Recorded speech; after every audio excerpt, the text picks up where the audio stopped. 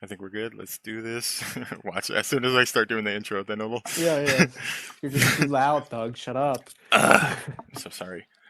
All right. Hi, everyone. Okay. Hi, everyone. It is ThuggzBunney here with episode 4 of the Down the Irons podcast. I'm joined, as always, by my co-host, RaNDiM. What's up, man? Yo, what up? What's up? And we got a very special guest again today, as always. The man, the myth, the legend, former Get Positive member, and just Uncharted, legend of the Uncharted community, broadly, GMRcris. What's up? Jesus, that's some serious glazing. Absolutely. I'm surprised people still remember me. Well deserved. No, for sure. Like, not just being a part of Get Positive, obviously, but also as a community uploader and commentator and all that stuff. I know, like, I think the first time I ever contacted you was just like, hey, I have like these like OG matches. Do you want to like upload some of these? So I just sent a bunch of shit your way. Yeah, you did. I totally forgot you did send me a lot of videos, and I wound up uploading them because I'm like, yeah, sure, why not? It's not too hard. I didn't remember that. Yeah, that was so long ago. Mm-hmm. Yes, sir. So yeah, I think that's how that was my first interaction of you, but I knew of you pretty much as soon as I got into Uncharted. And what this motherfucker? How do I? Oh my! Sorry, Sistra, kick you out here. Wait, hold on. I got one thing to say. Oh my god, what's up? That's Chris. I haven't seen him in so long. Yes, that's sir. all I had to say. All right, See, bro, you're famous. The glazing was deserved. Who's that? I have no clue. Seastroy. Has he played with me before? What team does he play on from back in the day? I only remember like old teams. I wouldn't remember a lot of the new stuff. I don't even know who that is. It's Seastroy from. No, Seastroy's in ENT, I believe. Okay. Well, yeah, he's in ENT now, but on there. Okay. Like he's asking what team he was on back in the day. Like, what are his teammates? Maybe if you tell me his teammates, I'll remember some of these people. Foxhound. They're like 2019 Uncharted 2 players, bro. Yeah. Jesus Christ. Okay. Yeah. Barely anybody knows them. Yeah. Oh my god. Interesting. That's gonna be in the Patreon version. Okay. Okay. My god. Where was I? Yeah. So I knew about you like super early on, probably early 2011-ish. Yeah, sorry, real quick before I welcome to the podcast, if I didn't say already. But just thanks for having me. Of course. But just before we get into the talking about just shooting the shit about all things Uncharted, especially in the good old days. Just a few things just to remind everyone who's listening or watching or whatever the fuck you're doing. We have a $800 tournament coming up August 1st. If you have not signed up already, do it. We've been sharing this information since the beginning of time, basically. Yes. We have 13 teams if we can. Years of planning. Yes. So we have 13 teams right now. If we can get it expanded to a 16-team tournament, then we will do that. We just need a few more teams to sign up. So do it. You have no excuses. You could win money. You could be the champion. But anyway, that's the tournament sign up August 1st. You know what to do. Join the ThuggzBunney Events Discord. There's information in there. Episode 5 of the DTI podcast is going to be like an official tournament preview. And that is the episode that Beastly Bosna is going to be joining us with. I know in the last episode he dropped in for a second and we said he's going to be our episode 4 guest, but we thought it makes more sense to have him on for a tournament preview, which is going to be closer to the start of the actual event. So that's a little update for the Bosna episode.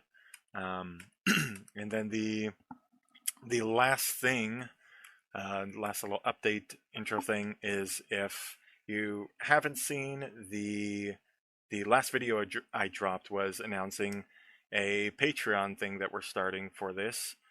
which will give you early access. You'll get audio-only versions. You could get access to listen in to the live conversations for future episodes. And 2 new things that I'm going to be adding to it. Super ambitious things. I mentioned in episode 1 of the podcast that I made when making my top 10 players list. I couldn't stop myself and I made a top 100 list. So I am updating that, and I'm going to be releasing that with like little comments and blurbs about the players. So I'm going to be kind of doing those one at a time because it takes time to like research and write for each of the players and all that fun stuff. It takes time. But yeah, you can find that on the Patreon as well. And the last thing is that some people will know about the Uncharted 2 tournament stats thing that I did. And I am currently working on like an expanded version of that where you get statistics for specific maps for players.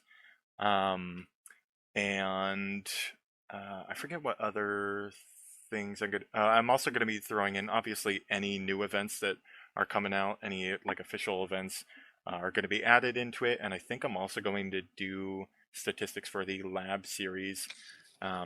Even if I don't incorporate them in like the lifetime totals for player statistics, they'll at least have a separate category, so you can at least have that to look at. But I think while it is a work in progress, that's going to be on Patreon, and once it's all like done and complete, then there will be a public release of all that. But yeah, that's the thing. Check out the Patreon link that will be in the description, and you can get access to all kinds of shit like that on top of everything else that I announced in the previous video. But yeah, in the episode 1 preview thing that we did, we talked about RaNDiM and I talked about how we got started in Uncharted, actually. So I think if you want to, I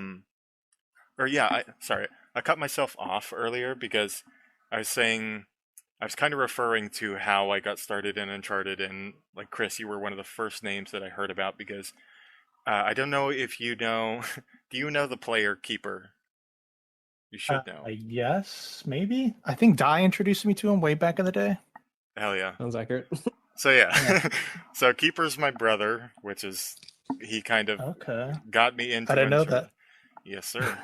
But yeah, so I knew about you and Di and Triple, the whole like Get Positive crew, and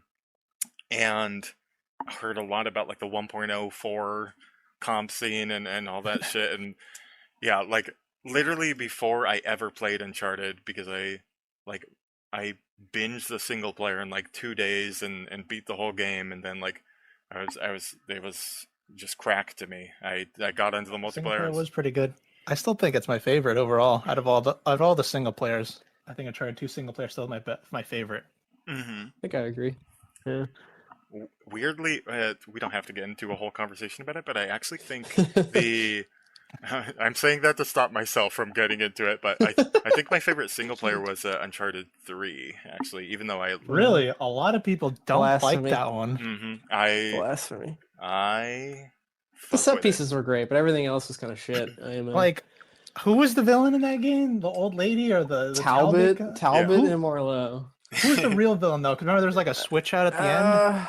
Yeah, I think Talbot is the main villain, but Marlowe was like the head boss throughout the whole game. But Talbot turns into the main villain at the end, and Talbot's just like a magician, bro. Like he gets shot and then turns up just totally fine, like an hour later, and he does disappearing acts. Like there was like a lot of magical bullshit at the end.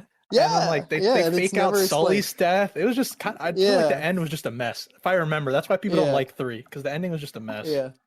And the villains were shit. Like, who the fuck cares about Talbot and Marlowe? Like, they were so bad. My God. Okay. I want to say 2. Go ahead. I will have a Patreon exclusive explaining why the Uncharted 3 single player is the best. And I will defend it. So anyway, Thugs, your opinion is wrong. Anyway, overruled. Hey. 2-1. Oh my gosh. But yeah, where was... Yeah, sorry. To get back where I got into Uncharted multiplayer through Keeper, about like hearing all these players. Literally heard about Get Positive and Die and all that before ever touching Uncharted. And then, yeah, so it's funny you say, like, you're surprised that people know you, because, like, literally one of the first names that ever came across my desk, so to speak. But yeah, I'm curious, as like I guess kind of a follow-up to episode 1, if you wanted to talk a little bit, however much you remember, about how you got started in Uncharted. I want to say the reason I started playing was Uncharted because there was this game called Infamous. I don't know if you guys remember that one. It was like on PS3. I love that game. Mm-hmm. Yep. There's a beta for this game called Uncharted 2, a multiplayer, and I'm like, okay, sure, I'll try it out. And instantly, I just fell in love with it. And the main reason was because I grew up back in the day. I liked playing a lot of Counter-Strike and a lot of Halo. And obviously, Counter-Strike is very different from Uncharted. But Halo is, if you've never played Halo, it's an arena shooter, which Uncharted fundamentally is. Yeah. And it was extremely similar, from like everyone having the same starting weapons, which is that's how Halo is structured. Everyone starts out with the same weapons. You pick up weapons around the map, and there's power weapons that you have to try to control. Otherwise, you're giving them free kills. And that's why I liked Uncharted so much. I'm like, this is like Halo, but third person, and I really liked that. And the twist with Uncharted versus Halo is there was climbing, and I thought that was interesting. Like, you could climb things. This is during a time when Halo didn't have climbing. Eventually they did, but that's a whole different thing. But the climbing, the jumping, I liked the movement a lot, quite a bit. And it had that Halo element to it. And that's why I stuck with it. So when the Uncharted 2 beta came out, I was addicted to it. I want to say, if anyone can correct me, I want to say the Uncharted 2 beta, originally, the max level was 40, and I got there instantly, and I still kept playing, and like, okay, I loved it. And then the full game came out, and it was more or less the same, and they changed the way some of the power weapons were located. If I remember Sanctuary, they changed the hammer location, the pistoli, is that what it's called? The little pistol shotgun? The pistol shotgun, yep, pistoli. I want to say that was up top where the sniper usually is on Sanctuary. Like, they're totally different locations. That's also crazy. The hammer wasn't even in the Uncharted 2 beta. If I recall, it was actually the grenade launcher from Uncharted 1, that single shot. The shitty one. That was in the game. Clips of that. Yep. It was in the Uncharted 2 beta, the one-shot GL that was absolute ass. You get one shot and you got to reload it. And they just added in the hammer. And I'm like, thank God, because that thing was ass in the beta. It was terrible. And I was just addicted. I was addicted to that game ever since. And I played it quite a bit. Okay, that's awesome. Yeah, that's what got me into it, just by happen chance. And then I played Uncharted 1, and I'm like, this is pretty fun. And then played Uncharted 2, and I love the single player, and I love the multiplayer. Gotcha. Yeah. Yeah. I felt the same way. Like, the first time I played, the movement was so weird. Like, the only well, not FPS, but any like shooter experience that I had was literally just in Call of Duty, and a little bit Halo, but that was when I was like a kid. I think I was like 8 or 9 when Halo first dropped. So I would get like fucking bodied by my brothers in like split screen in Halo. But after that, it was a little bit of Call of Duty, and then Uncharted came along, and yeah, the movement is so different, and like, it's fun to just like go in a custom lobby just in a map alone and just like traverse the map. Like, exactly, that's why I like that so much. It's moving around felt nice. The verticality is super dope. Absolutely. And like, just how fluent the movement is in general. I feel like Uncharted 2 specifically, even compared to 3 and 4, like, I feel like the movement is so much more fluent in 2 than it is to the others. And like, it probably would look a little weird, like, to a casual player, somebody that hadn't played the multiplayer before. But if you can get past that, like, it's super fluent and speedy and not awkward like Uncharted 3. Yeah. I am curious, since you guys played a lot after I started playing, is there like a lot of discourse in the community between sprinting or no sprinting in Uncharted? Because that's like a whole thing in the Halo community, where some of these old heads they hate sprinting. They, in the newer Halos, they all have sprint. They hate it. They want Halo 3 movement where it's just no sprinting and just bunny hopping or whatever. And some of Interesting. I think. And then if you remember in Uncharted 3, they added sprinting, and I feel like the community was. There was so many issues with Uncharted 3 that sprinting might have been the least of the issues. But do you guys feel a certain way about sprinting at all in Uncharted? Do you think it belongs? Do you think it doesn't? I'll start off with that random. Yeah, so from basically, there are a lot of people, I think, who come from Uncharted 4 and Uncharted 3, and it's a little bit jarring to not have the sprint, and it feels very slow, like going from one to the other. There is no sprint in Uncharted 4, but yeah. Wait, I thought there was. Is there not? I don't think there is. I don't think there is. I don't remember, but the movement. I'm almost positive. but the movements, maybe it's just the Uncharted 3 crowd. I'm just non-Uncharted 2 mains, who come over and they're like, oh shit, it feels like so slow, and I feel like just going from one to the other, it can feel that way. But among people who are like diehard Uncharted 2 people, and even Uncharted 3 people who give it a little bit of time, like I mean, even over the course of like a few matches, you start to just kind of get used to it. So like within the community, like Uncharted 2 specifically, I don't think anyone is really like discussing it. But certainly for like new people or people who are going back and forth between games, there's a little bit of just generally like wanting the traversal speed to be a little bit quicker, whether that's sprinting or like the what a grappling hook rope thing in Uncharted 4. Oh God, I thought that was so stupid in Uncharted 4. Jesus Christ! And then you could charge it up and it would be a one-hit melee. Like, oh my God. Yeah. It was so dumb with some of these decisions. Robert Cockburn. Yeah, you guys, people still hate him in the community. All of his terrible takes and opinions. Literally. Luckily, he's not in charge of the Reloaded project. Thank God. But who is in charge of that? I'm kind of curious. Who's keeping up the servers? Because it's fundamentally like a peer-to-peer game, right? Yeah, it is. It's like I didn't know who they were before the project. Right? Yeah, it's a modding community. It's Sky Mods and Vampire. I had not heard of them beforehand, but that's who's doing it. The main two, at least. There's a lot of people involved, but since there are people modding, are you guys able to modify any certain like properties, like you were talking about sprinting? Like, are you able to add movements, change movement speed, move around power weapons, like change the location? Yeah, you can. Go ahead, Ray. Go ahead. God damn it! edit. So to your question, they can add power weapons, move them, totally, all that kind of stuff. They actually just dropped a recent patch where they changed the foul rate of fire back to 1.04. So the foul's cracked again. They fixed the golden AK, so it's no longer inaccurate. They added voices. I remember that was all. I want to skeletons.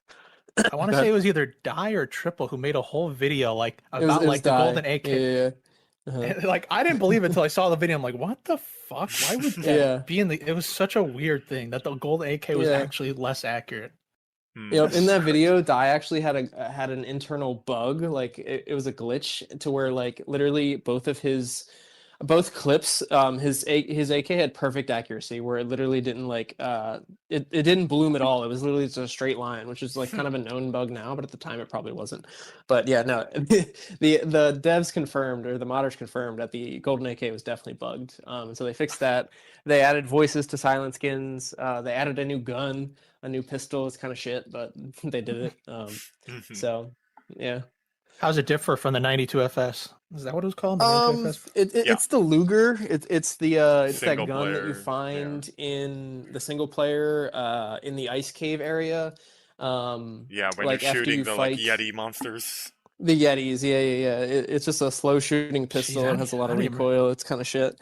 So is it like the Deagle but worse? It's probably got the same fire rate as the Deagle, but it takes a lot more shots to kill. It has a smaller it's like a 4-shot, right, compared to the 2 Deagle. Was the Deagle a one-shot headshot on Uncharted 2? I feel like it was. Correct, right? Yes. It was. Yeah, man, that was so satisfying. It was for sure. It was so good. So they can pretty much mod anything with enough time and research. So it's been cool. For sure. You said they bumped up the rate of fire of the foul. Does that mean they also bumped up the health? Because I know, obviously, if the foul had a high rate of fire with the post 1.04 health, it would just be a disaster. That thing would just delete everyone off the face of the earth. Yeah, no, for sure. They bumped up the health. So, we were on 1.04 health for a good couple months. Funny enough, there were a lot of people that didn't like it, even though the sentiment way back in the day was that 1.04 was the best version. Yeah. I would imagine a lot of people might not like the higher health of 1.04 just because they came in later to the game, so they're just used to the lower health. It's definitely part of it. They played for multiple years on the shorter health. Yeah, that's exactly why. I could see why they would like that more. I always liked the higher health. I thought it added a higher skill gap, but it definitely. I mean, just because a game has a lower TTK doesn't mean it's less skillful. I mean, Counter-Strike, Siege, these games are huge, and you die instantly in those games, but they're very competitive and very popular. I always liked 1.04 more because when you have more health, you have the opportunity to outplay the player more. So, for example, let's say someone just gets a drop on you and they shoot you in the back. You could get away and just turn around and just turn on them. Whereas, like, once you have lower health, usually, not always, the person could be ass and, like, whiff all their shots. But usually if the person has lower health, you shoot them first, you're probably going to win that gunfight. And I didn't like that personally. I like the opportunity to like just escape and just turn on that fucker if just he shoots me in the back first. Yeah. It just comes down to like aim and movement. But can I lower offer? Health, it's, Or, sorry, go ahead. Lower health. And with lower health, it's kind of usually 9 out of 10 times if both players are of equal skill, equal aim, equal knowledge of the game. If one of them gets the drop on you, they're probably going to beam you. That's just how it is. Yeah, definitely agreed. I don't necessarily. Well, I shouldn't say that. I would only add a few pieces of information or just like anecdote from my experience playing like competitive through like all the years, and then like coming back to Reloaded with 1.04 health.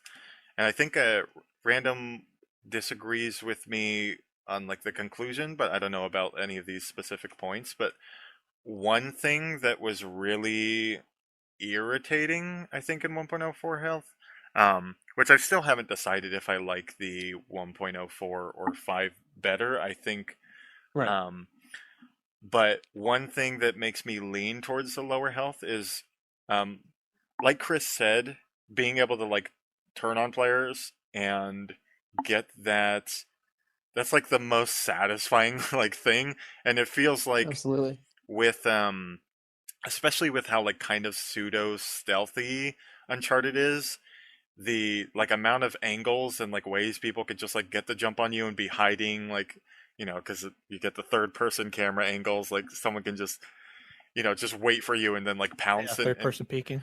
Yeah. I do like that aspect. That's like one of the best parts of it, is just the amount of just straight gunfights you can get. And the fact that you can have like proper gunfights and like strafing, and it won't just be like one person like locks on immediately and it's like over in half a second. That's definitely a really fun part of the 1.04 experience, or just I guess higher health in general. One thing that's really like weird for me in competitive is that, and maybe it's just like the teamwork has gotten like such a high level for the comp play, but there were so few gunfights that I was able to get in like serious matches. Like basically it would go like, someone gets the jump on you and I start in the gunfight, halfway through 2 or 3 other people are shooting me in the side. It's like partly probably a positioning failure from me, or an awareness issue. But we would have matches where it'd be 50 kills and teams would have like 30, 35 assists on the team, where it's like insane, like levels that I never saw in 1.05 to 9, where it's like literally 60, 70% of the kills are team shots. And I think that was one of like the biggest issues that some people had, and other people were like, well, that's just an indicator of like high level teamwork, and yeah, you get more team shooting, then you get more kills. But it kind of it didn't fulfill. I would probably side with that. Yeah, I mean, that's kind of how Halo is essentially. Like, there's a lot of like, it's cool when you get into 1v1s or you get a power weapon and you blow them up with a rocket. Same with Uncharted, you get an RPG, you insta kill them. But a lot of that game is just team shooting and working together as a team to prioritize certain targets or control certain positions of the map as a team. Like, you can make individual plays, but ultimately it's a team game. It's not a 1v1 game. If you want to play a 1v1 game, you play a fighting game or something. But shooters are team oriented. So I do agree with the people who say it indicates teamwork more than anything else. Yeah, for sure. I just I think the sort of in between that we have right now is my preferred, because you still get matches where you'll have like 20, 25, even 30, maybe not 30, but like high 20s here and there. But I like, in my head, like my ideal version of like a like well constructed, like balanced multiplayer is like there are some like a decent kind of balance of, you have 1v1, like you got this player like isolated and you have a contained gunfight, and a mix of like team coordinated attacks, and then a mix of opportunities to just like rip someone off of somewhere. Like you get the jump on them, your aim like locks on, you get like that perfect like all red on your crosshair, and you can like rip someone off of something. So I like the balance of like it's not so fast that you can't get those like really like genuine like gunfights and teamwork together, but it's not so slow that that it's so rare to get those isolated like engagements with players. Makes sense. But yeah, that's So the go ahead. Oh my god. So the one and only thing I didn't like about 1.04, just after playing it, recently, for the most part, I liked it overall, and I'm still undecided on whether or not I prefer what we have now or 1.04 more. I definitely like it better than 1.09. But anyway, the one and only thing that I didn't like was so I don't know if you remember this, Chris, but so yeah, there was more health in 1.04, but there were also more hitboxes on the character's body. So in 1.05, another big change that they made was so there were essentially two hitboxes. There was the head and there was the body. You're right. The head did a little. This is all coming to me because this changed the way how the Dragunov properties worked. Yeah, exactly. Yeah. So on 1.05 you could shoot somebody in the ankle and it would do the same amount of damage as shooting somebody in the chest. But in 1.04, I hated there were that. there were hitboxes for the head, the chest, the upper legs, the lower legs, and the feet. So one of the problems that I had was that sometimes the AK felt pretty inconsistent because bloom, you can't really control bloom that much. So like there would be times where so those other hitboxes below the chest would do less damage. So like if you're hitting somebody in the ankle, I don't know the exact numbers, but just as an example, if you hit somebody in the ankle, it would do like 75% less damage than hitting somebody in the chest, as an example, and it would go up like above the knee. Below the chest was like I think 50% less, blah blah blah, or whatever the fuck it is.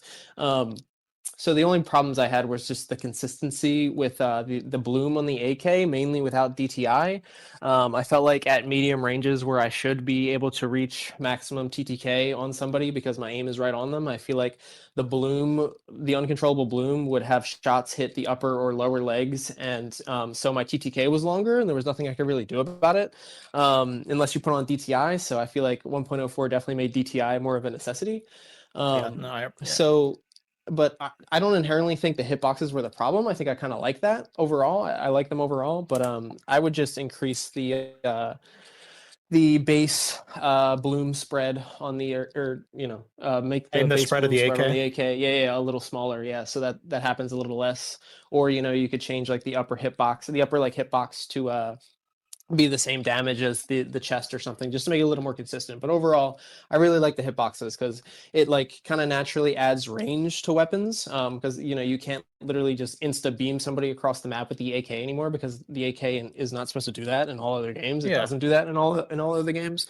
So overall, I like the hitboxes, but I do think there was a little tweaking that could have been done to make it a bit more consistent. But yeah, I agree with you. I think the solution is to tighten up the spread of the AK, because I really like having separate hitboxes, because another thing I hated after 1.04 was when they changed that, like the sniper just became like any buffoon could really use it. Like you could just tap them in the chest, the groin, and it was a one shot. It was so satisfying. You got that sniper headshot and it was a kill. And then if you hit him in the body and they got away a little bit and then you switch to your pistol or whatever to finish him off. Like I liked that a lot more. Like obviously I was still sniping after the change, but like I just thought that removing the hitboxes made the sniper just a less skillful weapon overall. I mean, yes, it's a power weapon. You should be able to kill people, but it should have been a one-shot headshot or two-shot body shot. I don't remember the rate of fire the Dragunov anymore, but I feel like 2 body shots was pretty reasonable to hit as well. But I don't remember the exact like rate of fire of that thing. Maybe I'm wrong. Maybe it's more efficient to switch to a pistol or something after you body shot him. Let me double check. They did nerf the rate of fire when they made it a single shot. Yeah, so. 1.06 okay, they did. Was I wasn't sure. 10% reduction of rate of fire for the sniper. Right.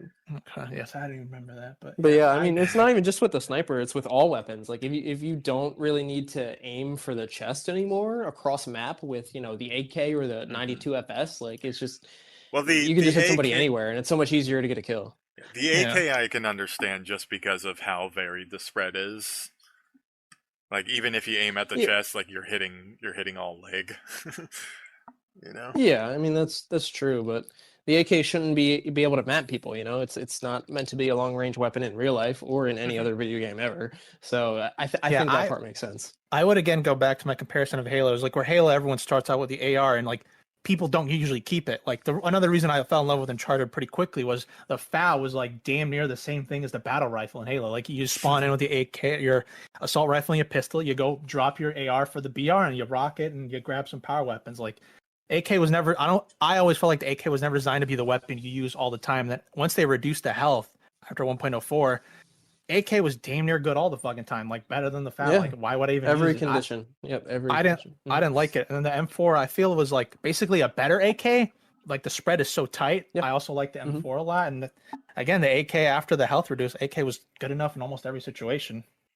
Yeah, no, I totally agree. Yeah, and I think where it's at right now, the AK is like viable in mid to long range, but once you slap on DTI, it becomes that like all range kind of gun. Laser beam. Yeah. Which again, I like. If you're gonna choose your slot 1 booster, then it becomes that sort of at least a bit competitive with the FAL at range. But the Rapid Hands AK gets smoked by the high rate of fire FAL for sure. And there's another thing I didn't like. I'm trying to think what other changes I didn't like after 1.04 is I didn't like how obviously situational awareness was a problem throughout the whole game, and I'm assuming you guys just banned that perk when you guys playing customs. They took it out of the game. It is no longer in the game. Entirely? That's actually really funny. It's gone.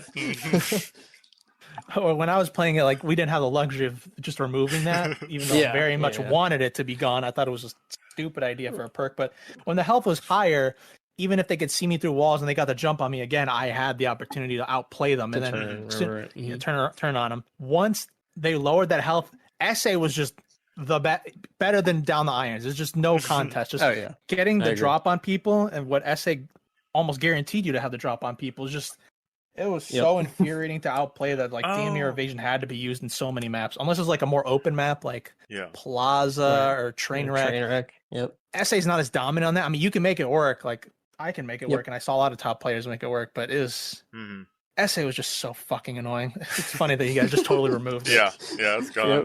I think that's the first thing that they changed when they got the servers back up. They removed situational. That's so funny. Situational evasion and 1.04 health. And I might be wrong. You might have more data on this, but did Naughty Dog ever, in the lifespan of Uncharted 2, even think about nerfing SA, like the range or the cooldown? Did they do? They just left that out of control the whole time. I have all the patch notes up here, and there's nothing on situational. They never touched SA throughout the whole game's lifespan. Never. No. That's how I know these guys were terrible at balancing the game. Fucking hell. Literally. And that's actually relevant to the health right now, because in 1.0, 1.09 for sure. I'm not sure. I probably 05 through 09. The pistol, for example, was one-shot melee. Yes. And I think I watched one of your old videos, and you were like, it's basically a shotgun at that point. Yeah, I mean, there's no reason to use the pistol. You just pull out your hand, one-hit punch them. Yeah, so with the health we have right now, I think it's the same as the 1.04 for pistol. It's two-shot melee, which is like... That's less egregious. I like that more. Yep. Yeah, for sure. So that's like a perfect example, because I remember like the 1.09, the pistol was like any blind fire melee, you pull out your pistol. It's always a go-to.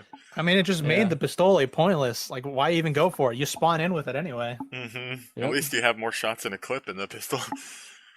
And like that was another thing I noticed on the 1.04 health was that I feel like in 1.09 you would always trade in a melee battle. Like I feel like it was so rare to have two people blind firing each other and one of them comes out alive, and 90% of the time it was a trade.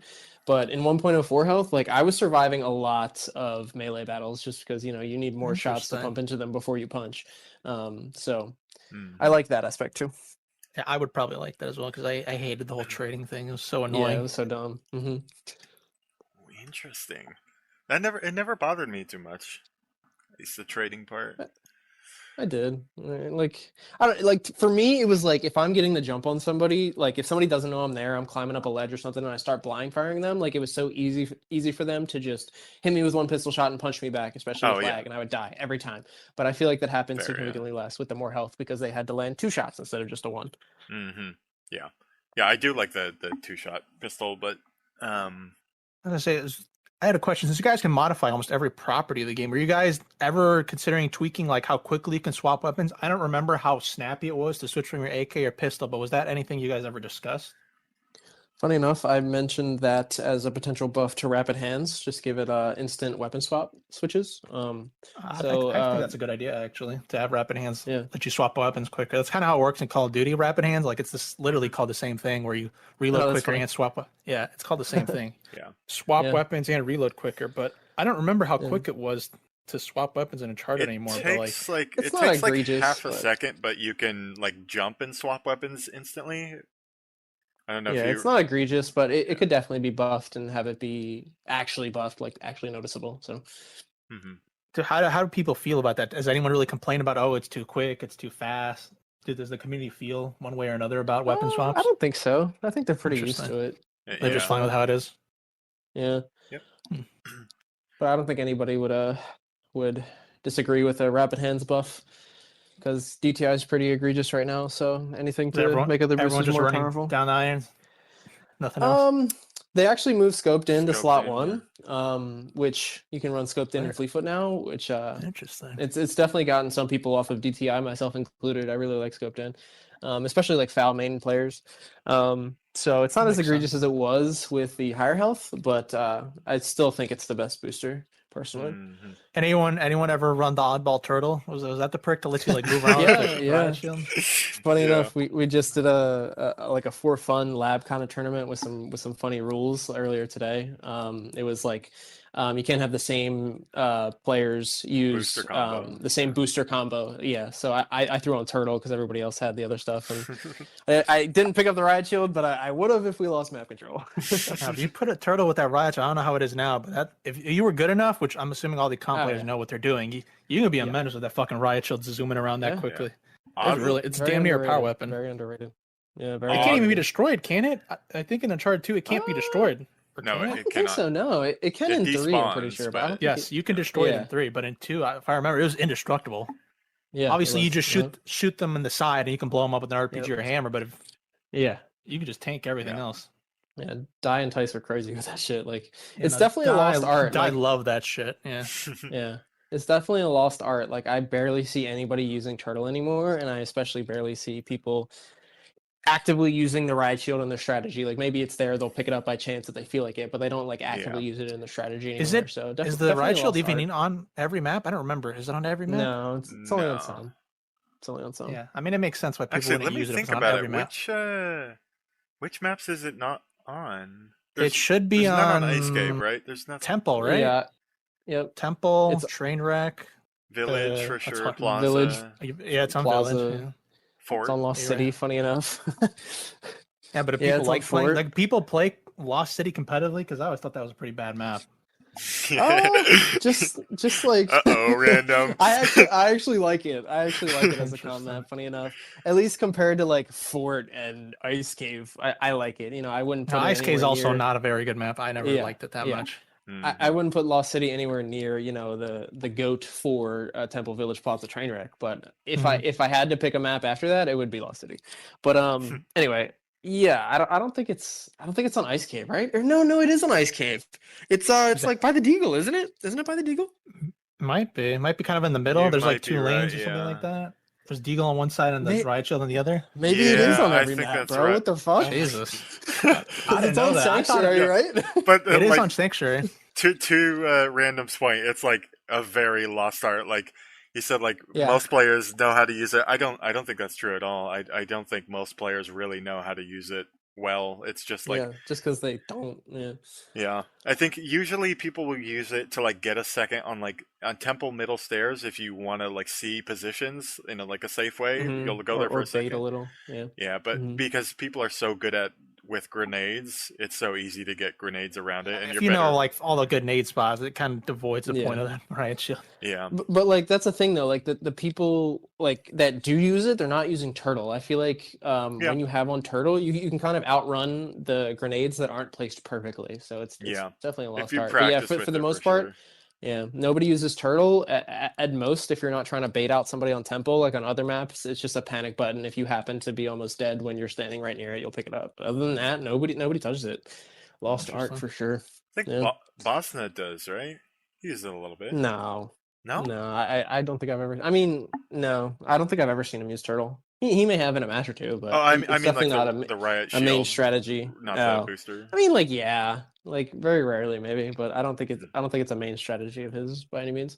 Yeah, not like it was for Dye or Tice, for sure. Yeah, for sure. If I'm remembering correctly, did turtle also affect the Gatling gun? Was the Gatling gun in Uncharted 2? No. It was the Gatling gun was in there, but there was a whole separate booster for that. It was called Hellblazer.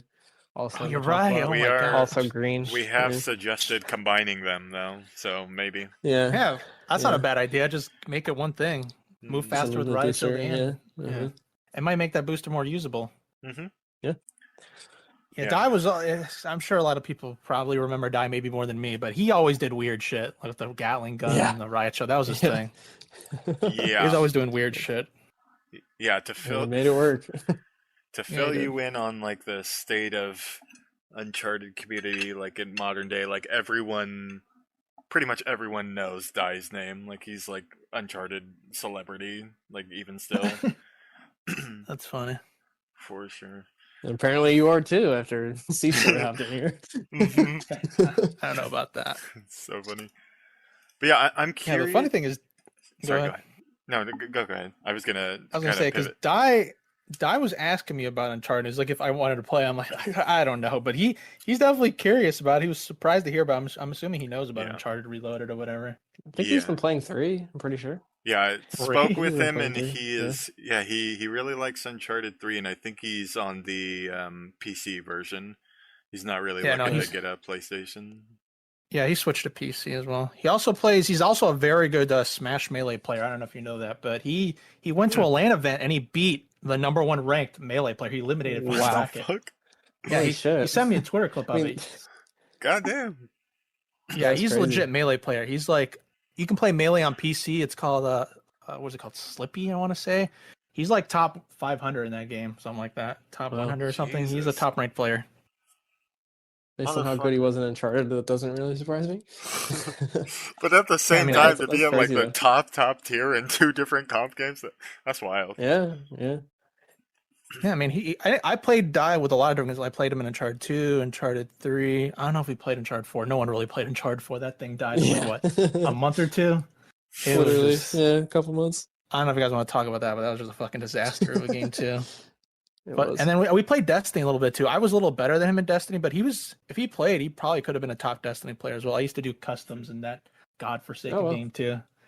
But I still play Destiny. You still play Destiny too? Yeah, bro. Funny enough, after we're done this call, I'm gonna carry some guy in an activity. He's gonna pay me $100. Wait, what are you gonna do? A dungeon, a raid, or what? It's this new event where they like revamped some of the old dungeons and they added a contest mode difficulty, so it's really hard. You can only die. You can making that for weeks. They were making that for so long. Yeah. So that's what I'm doing when we're done here. Oh my God. Funny. If you ever want to get back into it, let me know. I got a whole clan, like 80 members. Oh shit, maybe. So. I stopped playing after the last expansion. I'm like, all right, the Light and Dark Saga's over. I guess I'm done. Yeah, that's fair. Yeah, but I did like that game a lot. Did too. Mm-hmm. Yeah. I played the Destiny beta. The first one? Yeah, the first one. Yeah. That's all. That's my Destiny Did you experience. Like it? I actually really did, but yeah, I was still like active, and I'm pretty sure had a team going and everything on Uncharted 2. But I really liked playing the beta. It was super fun. Yeah, no, I like Destiny. I think in the beta, I'm pretty sure I was with Grim, which makes me wonder if you were there too, Chris. I don't know, but probably. I'm pretty sure we ran into like pro Halo players in the beta. I don't remember their names, but I remember like people freaking out that that there were pro Halo players. I don't know if I was there, but I think I know what you're talking about. Were you playing with maybe Monster or some other people? Maybe. I don't remember. I'd have to I think Petus was there probably. Yeah, that rings a bell. I think I was chilling watching Ninja, who's an ex-Halo pro player, and he was playing with like a full stack of Halo and COD pros, and he ran into Petus, maybe Monster, maybe you. It might have been. I know it was Petus and you for sure. And you guys got fucking rolled. Yeah. Like, Jesus Christ. It was crazy. Those guys, those are all just former Halo pros and a couple of COD pros like Nate Shot and maybe someone else is in there. They were very good at Destiny, but they're good at any shooter they play. Yeah, right. Of course. For sure. I remember I was watching that. It was pretty funny. Yeah. Yeah. Yeah, anyway, Uncharted. No, that's okay. Sorry for distracting. No problem. I brought up Destiny, or I segued into Destiny, but whatever. Yeah. But yeah, we were talking about Die. So I'll use this as an excuse to pivot to, if you want to talk about what it was like being in Get Positive and what that was like. If you remember meeting those guys and I'm super curious because a lot of Get Positive's legacy is a lot of hearsay, and you hear amazing things. But I'm curious to what extent you remember playing back then and what it was like, and just the 1.04 comp scene and all that. Well, I'm sure a lot of people might not remember this anymore, but Triple Rec maybe founded Get Positive, maybe not, but that wasn't the name he went by originally. Triple Rec's a second account. His first account was I'm Pwned. There you go. So you actually do know. Something like that. And he might have been playing with Like Butta and some other people back in the day, but that's how the group started back in the day. But I want to say Like Butta probably moved on to something else, and then Bio came in, and then I think me and Dai came later on as well, because a lot of people probably don't know this, but I want to say Triple or Bio did not like Dai at all. Like originally, a lot of Get Positive. I don't know why. I couldn't even tell you what the problem was, but they didn't like Dai, and like Dai kept playing with me, and I was cool with everyone else, and eventually they just accepted him in. So like originally Dai they didn't like him, crazy. And I don't even know why. Funny. Getting just smacking him probably. Just some trivial fucking shit. They didn't like him, and eventually, there's a lot of egos at the time, but eventually you just hang around enough and you just become cool with them. Yeah. But that's how me and Dai came on later on. Same with Lock On and Nitro. I want to say Lock On and Nitro were playing with a different clan back in the day. They were playing with weren't they with Digital CBR or some shit? Yes, him. He jumped around to so many different accounts that it was digital. It was something else. I remember his original account because he didn't like me originally either, just by association. Like I don't know why some of these people literally like, oh, you play with Get Positive, so you must hate me. I'm like, I don't feel one way or another about you, but I want to say his first account was Little Meats, which is a pretty funny name. That was, what the that was his original. Yes. It's a very goofy name, but his first account was Little Meats, and then he switched to Digital CBR, and then he switched to something else. Like he went through so many different accounts, but he played with might have been friends with Fabolas. I don't know if people remember Fabolas at all, but everybody remembers Fab. Everybody remembers Fab.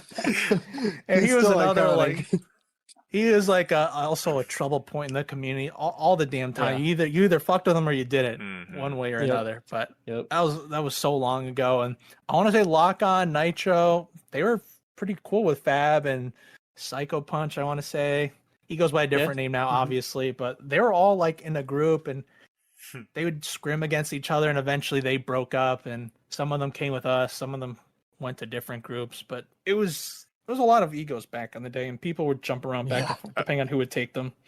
Some things never change. That's still how it is, just egos and jumping around.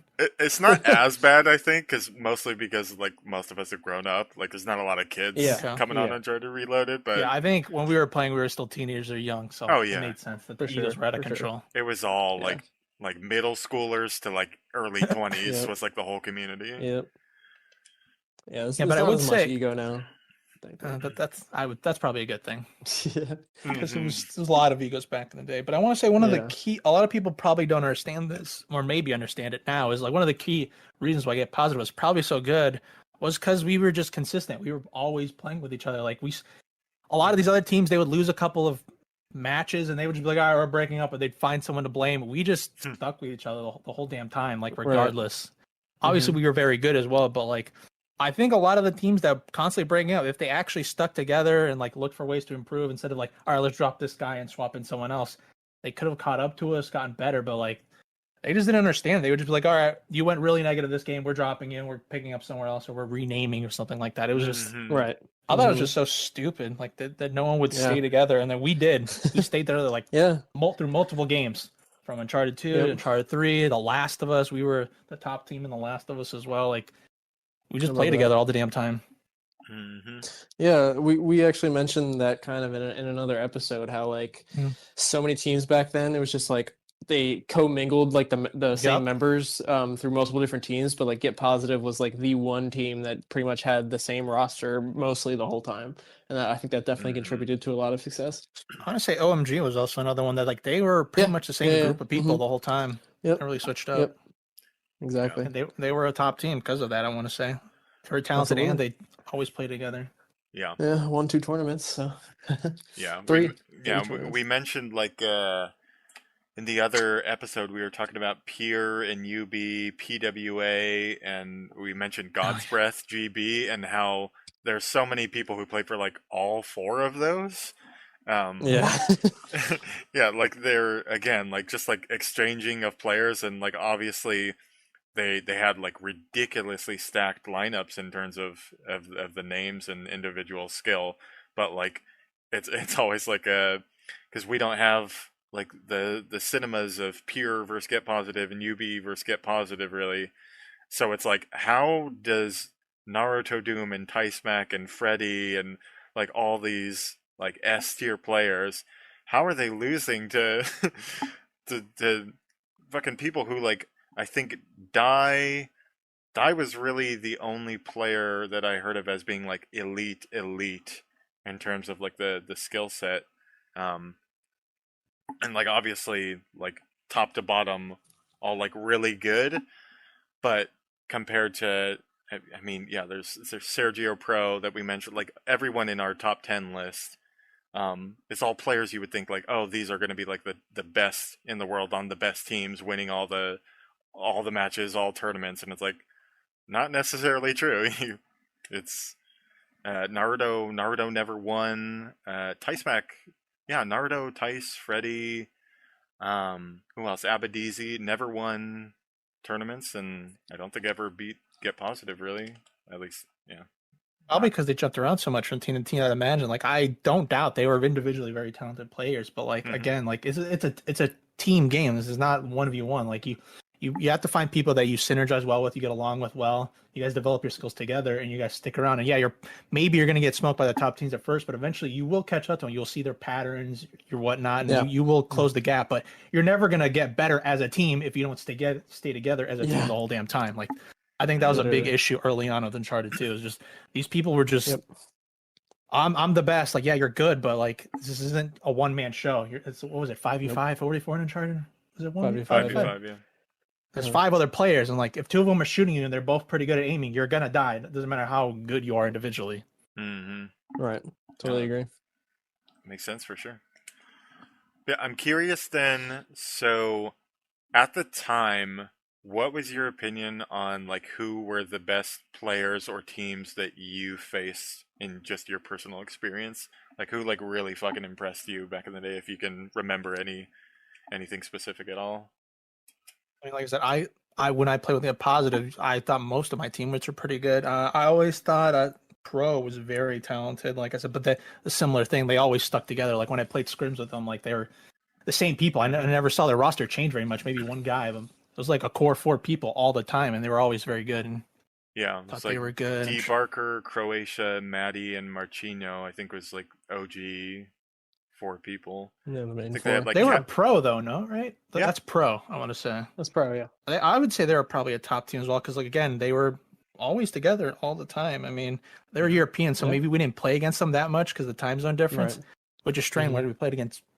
No, we would stay up late at night. We'd play against them, but like they always stayed together as well. So if I were to try to remember the old teams, probably Pro, OMG, and us were, in my opinion, probably the best. There was a lot of other teams, and I'm sure mostly people listening are Uncharted 2 players, but like I also put a lot of credence in how good you are at other games, and like I want to say a lot of the people who played Uncharted 2 like didn't translate over well skill wise over to Uncharted 3, which obviously Uncharted 3 had pros and cons. And I was speaking to Dai about Uncharted 3. He actually thinks Uncharted 3 is a better competitive game, and I just started dying of laughter. But he's entitled to his opinion. If you want, you can reach out to him and ask him. But Uncharted 3. I want to say one thing I took away from talking to Dai about Uncharted 3 versus Uncharted 2 is like, and this, I don't even think this is the community's fault, maybe, because in Uncharted 2, what deviated eventually over time was all we want to do is play deathmatch. And I'm like, why aren't we doing competitive plunder? Why aren't we doing OBJ modes? Like, that's, if you look at any other competitive team shooter, they don't only play deathmatch. They cycle in like Call of Duty Search and Destroy, Hardpoint, and other stuff. Like, they don't play one mode. Don't play TDM at all. No, they don't. The only one that really plays TDM is Halo, and that's because there's power weapons and you have to control them. Like, that's your fault. If you die to an RPG, it seems like bullshit, but you let them have it. Like, that's your fault fundamentally. Exactly. You should control it. But I always thought it was strange later on in Uncharted 2, like early on pre 1.4, everyone in GB was doing OBJ modes and it was really fun. And then eventually something happened in the community where everyone just like deathmatch. And then they're like, we're going to do deathmatch with no power weapons. Like, this is just really slow and boring. Like, why the fuck are we doing this?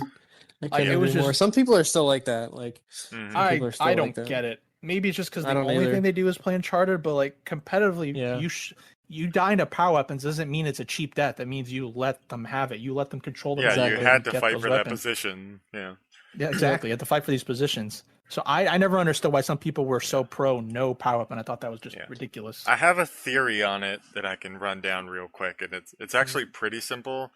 It's just that I think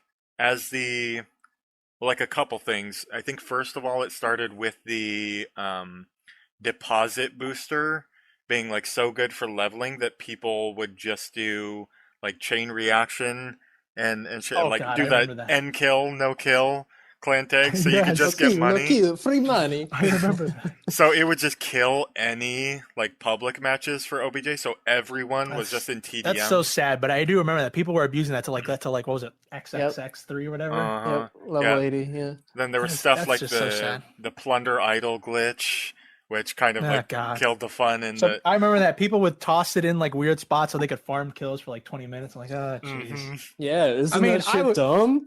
I would do. I won't lie. When we would play pubs, I would do that too. We would definitely farm kills and pad our stats. Yeah, like that doesn't mean it. If we're playing like competitive game, like I don't see why we couldn't throw plunder in. Yeah, like, I think it kind of bled over from that because like everyone was for matchmaking to actually get like serious matches doing TDM, and so that's like what everyone practiced on. So that's like, I think the not having the opportunity to just go into matchmaking with like your team and like, okay, let's just practice the positions. It's like randoms. It's like fucking shitty players, but we're just gonna like feel out the positions and get a feel for like where we want to be and how we want to control the map and all that stuff. I think that the inability to really get those set in place and practice things without jumping into like a custom with another team, I think really killed like the like curiosity of like people to explore and strategize for that. That's such a shame. It really is a shame. Yeah, because plunder is such a good mode. It's fun. Yeah. Well, you'll be happy to know that with the Reloaded project, we have actually brought plunder and turf war back into the competitive scene. The $800 tournament. I think that's fantastic. That Thugs mentioned is going to have both modes as well as TDM, and then we have a ladder that is going to have playoffs and a prize at the end of that too. Has plunder, so we're bringing it back. Thank God. So I was not trying to do more years of TDM. Yeah, for sure. Because I always thought it was ridiculous. Like these guys were like trying their dicks off, and like TDM is like, okay, you're the best TDM team. What about the rest of the game? Like if you want to know who's the best team, you have to see who's the best in every mode overall. Like in every mode, you want to see who's good at plunder, because there's a skill to being good at plunder. From if you were good, you could like throw those plunders and you could chain reaction catch it pretty quick. Like it's pretty fun to see people like cap those things pretty quick. It's the same thing as capture the flag in Halo. Like it's really fun watching people who are actually really good run the flag, or in this case run the idol in Uncharted. And like it just gets boring after a while just playing TDM, especially on the same 4 or 5 maps over and over and over again. It's like it just gets old. But like with Plunder, like some maps that are bad at TDM are good in Plunder. Great, so like good Plunder maps. Yeah, exactly. So it's just so much more variety. Mm-hmm. Yeah, for sure. And to your point, Chris, there's some like people who are like really good at TDM. There are some people who are like really struggling to translate the skills over to objective modes. To Plunder, yeah. I always said that. I'm telling you guys, like, you guys might be really good at TDM, but like, are we good at the other modes? Like, I remember with Uncharted 3 early on, everyone was like, let's just do TDM over again. I'm like, oh, Jesus fucking Christ, not this shit again. And then eventually we structured, what was it, Frag Nation or something like that, the leaderboard for that shit. And then we incorporated all the objectives mode and we started practicing and realized there's a huge gap between some of these top teams who are like really good at TDM and like pubs and stuff. And then we get them in Plunder and they're like, they have no idea how to run the idle or fucking control the maps and objective modes. It was hilarious to see. Eventually they all learned, but like, that's what I'm saying. I think it's important if you want to be the best at the game, you have to be good at way more modes than just one mode. Totally agree. The probably the other downside with Uncharted 2 OBJ is that the custom game settings aren't as customizable as in 3. So like the respawn time in Plunder is like 13 seconds. Like some people would say that's pretty fucking long. That sounds like way too long. Yep. Yeah, no, like with the modding eventually, but it's probably gonna happen months down the line.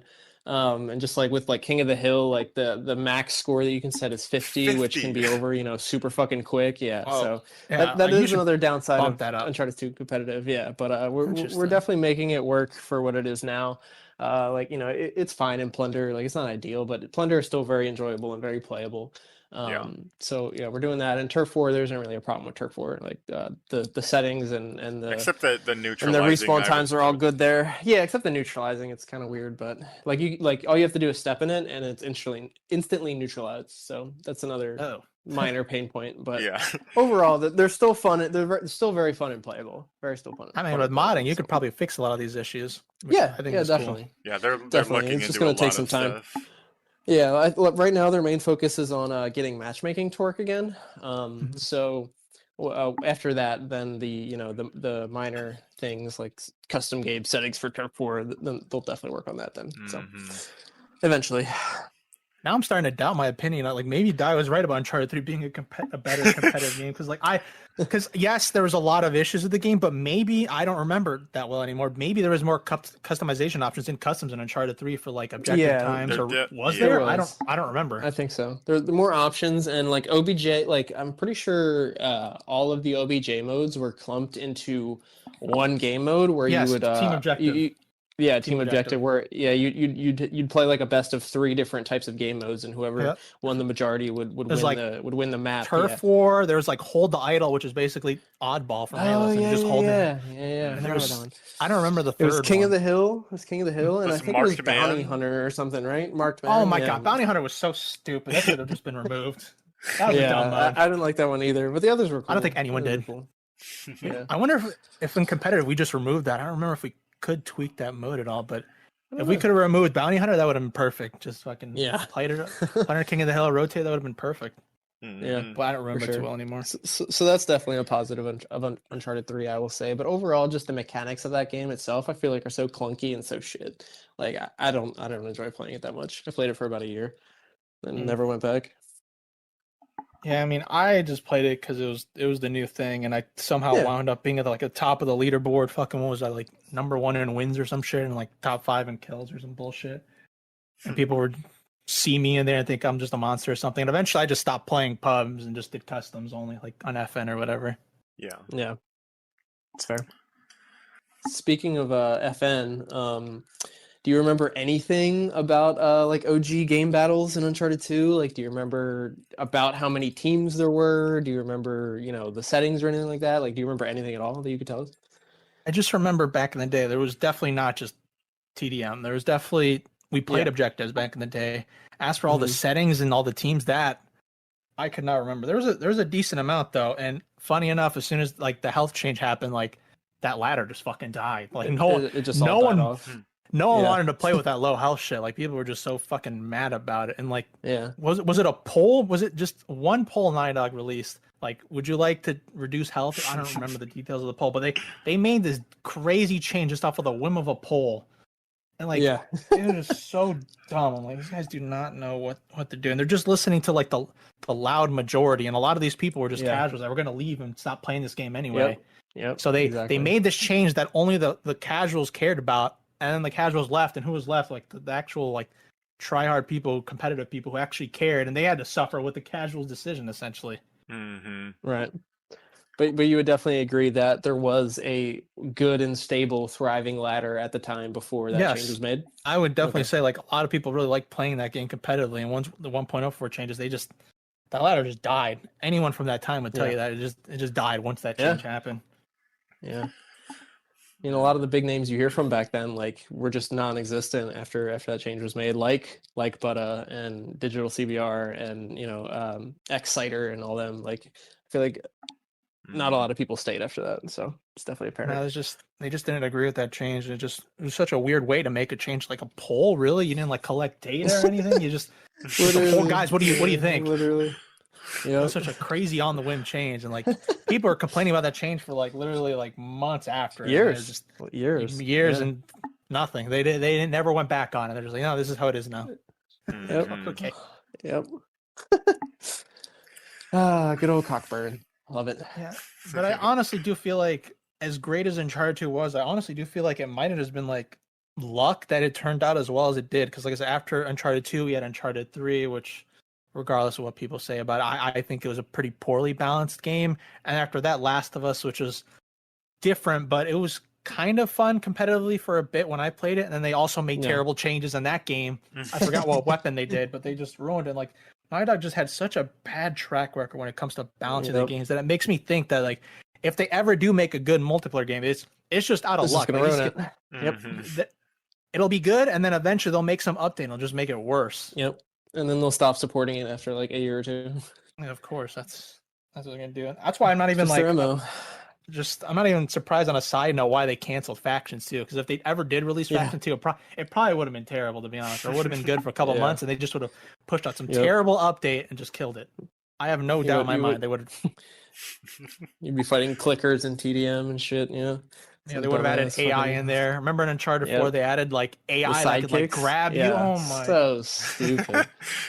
Or that stupid idol that you could throw it on and it would like the little spooky things would hit you through walls. You'd be playing King of the Hill, trying to play this game somewhat competitively. The Eldorado, throw that old Eldorado on it. You just got to get off of it or you're going to die.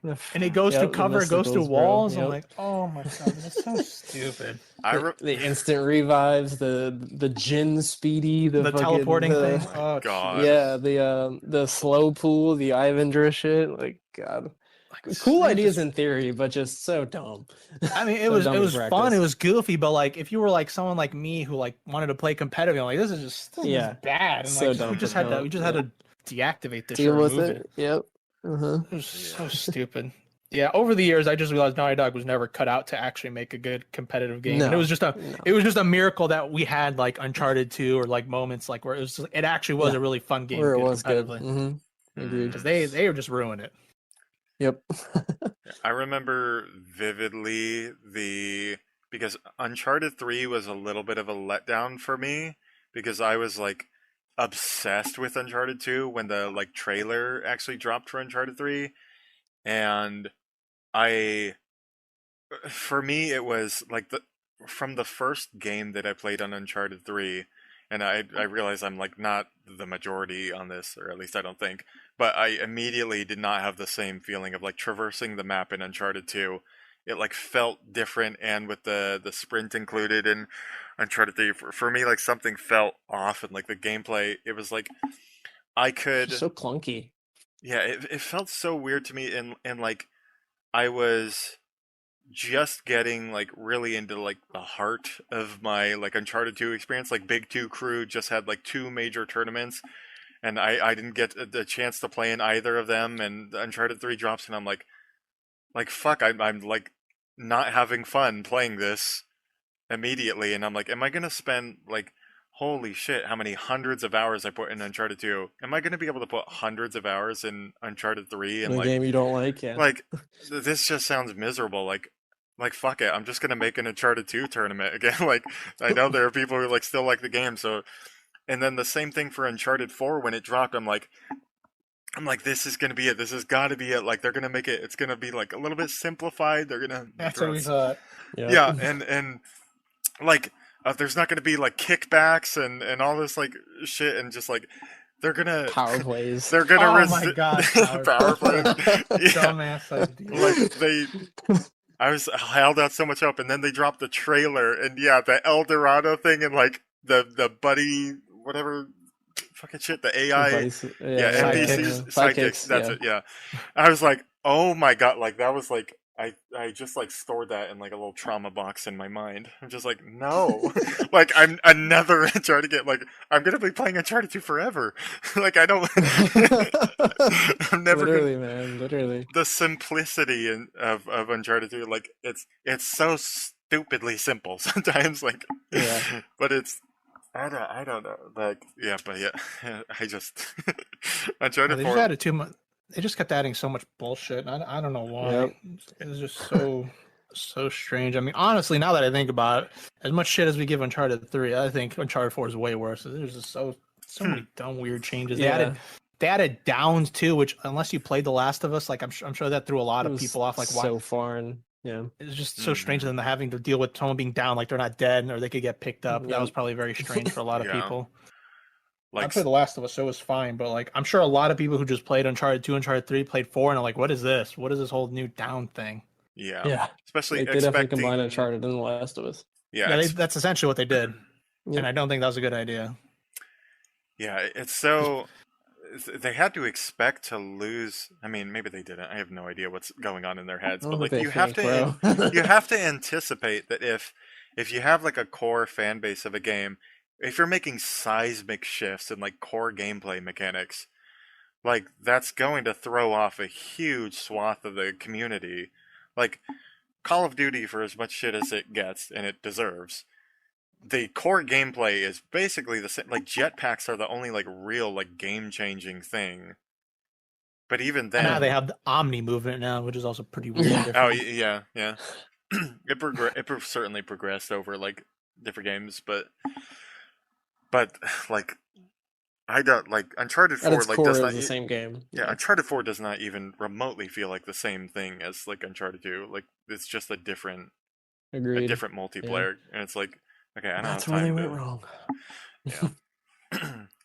I just think they didn't care anymore. I think that at that point they realized like they were mainly known as the single player studio, and they're just like, all right, we'll throw multiplayer in there and for the bone. And then what was after Uncharted 4? Was it The Last of Us Part 2? They didn't even bother to throw multiplayer, and they're like, yeah, no one's gonna play it. So they're like, yeah, fuck it. It'll come later, and then it just never did. And then it never did. It's for the best. I'm sure they would. I'm sure they would have ruined it. I have no doubt. Yep, for sure. One thing that we could talk about real quickly, but we kind of touched on it, is I was curious since I'm assuming, but maybe you'll prove me wrong, I'm assuming you're not going to be like super active in the Uncharted community at any point in the near future, although you would be more than welcome to, and we would absolutely recommend you for like Balance Team if you ever did.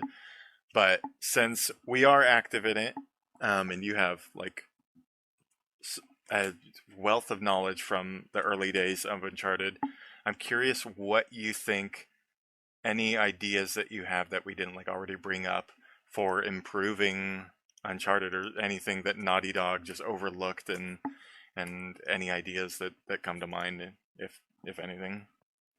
I mean, we kind of already touched on it, but I feel like RaNDiM already has a pretty good idea. Like, I think it's really important to incorporate like objective modes, and hopefully with mods, you guys can tweak like respawn timers, settings, how long for the mode and stuff like that. And I also thought it was pretty good ideas to combine some of these perks, like have Turtle combined with the Riot Shield and the Gatling gun, because it doesn't really make much sense to have like a perk that's separate for those two, and it just decentivizes people to use that. And then if it's one perk that has both of them, maybe people actually use it more often instead of what everyone's just running DTI right now.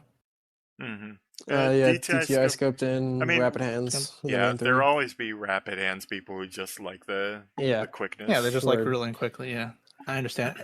Was rapid hands for assault rifles and pistols, or were they separate perks? I don't remember anymore. They were separate. It was juggler was for pistols. Who the fuck used that?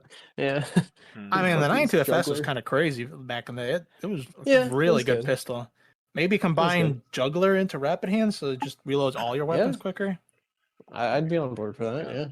I think one idea that I ran by because it doesn't currently was for rapid hands and juggler to also increase reloading speed for like deagle, pistolet, and for rapid hands for the sniper and for power shotguns. Weapons. Yeah. I don't know if I'd agree with that because their power weapons are already pretty strong. I don't know if they need to be able to reload quicker. I don't know if I would go. They don't. You could test it. You could definitely see if it like makes these power weapons just out of control broken. But I don't think that's a good idea. I would probably say it's fine to have rapid hands reload ARs and pistol quickly, but power weapons should just they're power weapons. They should just stay the same. I don't think you need them to reload quicker. The one counterpoint I would make to that is that, like for the most part, like at least comp players, like casual players aren't going to do this, of course, but comp players will always just reload cancel the animation anyway to get that faster reload. So it would just be a quality of life thing in that regard.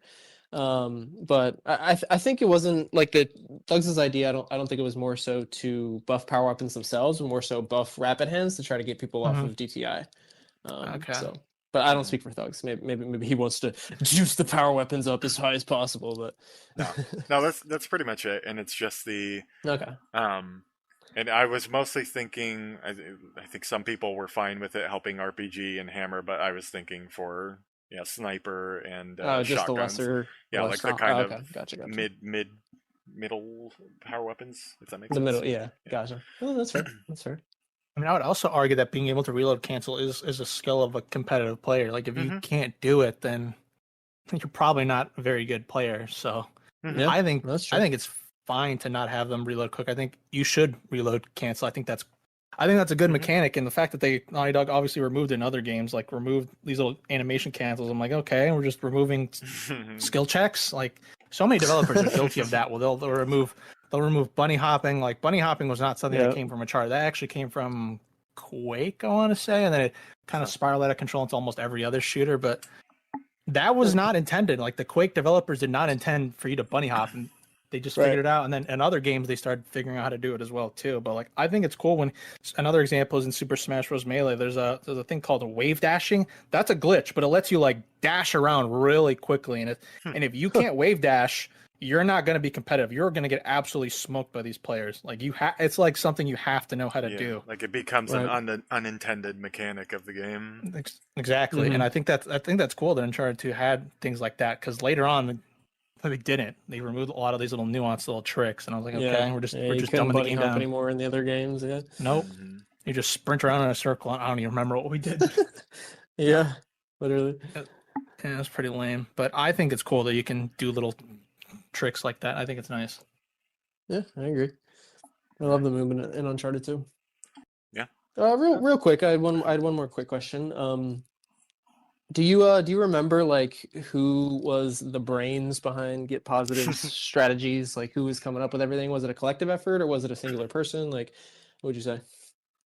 Honestly, it probably, when I was around, probably either Triple or Bio were usually the ones talking to the team. But funny enough, after a while, Triple just he became like kind of a bigger content creator, and he just kind of faded out. Maybe some people remember this, but like around late Uncharted 2, around Uncharted 3, he just started putting out more and more video content, which I thought was fine. But like, he didn't play with the team that much, which I didn't really like that much. And then this issue got accentuated even more with The Last of Us, where like he barely participated in any of the GBs with us. Like, he was just barely around. I'm like, all right, he's on the team, but he's not even playing with us. He's just collecting the wins. So out. But I want to say, back in the day, Triple was pretty active along with Bio, and eventually it started shifting. Like, it became a lot more people were putting in feedback of what we should do or how we should play. But originally, the brains, if you want to call it that, were Triple and Bio, and eventually Triple just phased himself out, started doing other things, focused on his YouTube career or Twitch streaming or whatever he was doing. Have you heard the current drama going on with him right now? Yeah, of course. He scammed some people in Destiny and just fucking did it. I did not expect that. This is very surprising, because he was very involved in the Destiny community for a while. He was like a big deal there. And yeah, then he was super he big. phased himself out, and he launched this PC company, and then he borrowed $250K from another Destiny content creator and never paid him back. Yeah. That was crazy to find that out. I'm like, what the fuck is this guy doing? Yep. Hasn't been heard from since. Yeah, we kind of lost touch around Destiny, me and Triple, because we were still talking, but he just phased himself out, and then he found new people to play with in Destiny, and then he started scamming them, I guess. It's very surprising to hear that. Yeah, for real. Man. Yeah, very interesting. Crazy shit. I'll just remind everyone to sign up for the Uncharted 2 tournament again. It's an $800 prize right now, and it's starting August 1st. Tournament preview is going to be the next episode of the Down the Irons podcast. And if we can do 16 teams, we will, because we have 13 signed up right now. So sign up if you haven't already, and sign up for the Patreon if you want to get some exclusive and extra content shit. I would very much appreciate it. But yeah, if enough people sign up, it'll be $1,000, right? The tournament. Enough people sign up. For the Patreon. Yeah, if we get, I think I said it at like 10 people for just like $5. It's a fucking cup of coffee. Yeah. Cup of coffee, and you get a $1,000 tournament. It'll be the biggest prize pool for any Uncharted 2 tournament ever, officially. So yeah, check it out. And Naughty Dog ever gave us. Yeah. About $1,000 more than Naughty Dog ever gave us. Yeah. They just barely involved themselves with us. Yeah.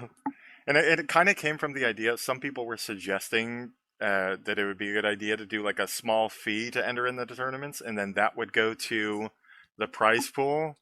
But I'm like, if anything, it would just be like $2 or something. And from like 16 teams, like, all right, guys, we got $30. But yeah, the Patreon. I think that's a pretty good idea. That's a lot of fighting game tournaments are structured like Evo. Like you pay like it's kind of expensive Evo. It's like $10-15, but like since Uncharted is a little smaller than a lot of the big fighting games, like I think $2-3, and that goes towards the prize pool. I think that's actually a pretty good idea, to be honest.